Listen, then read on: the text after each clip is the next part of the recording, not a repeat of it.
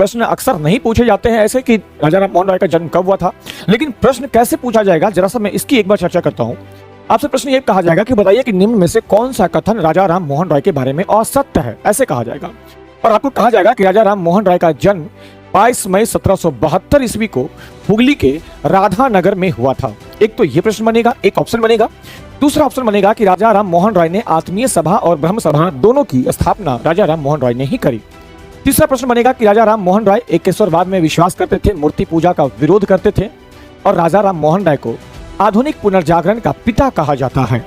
तीसरा प्रश्न ये बनेगा, राजा राम मोहन राय की मृत्यु लंदन के ब्रिस्टल में 1834 ईस्वी में हुई थी।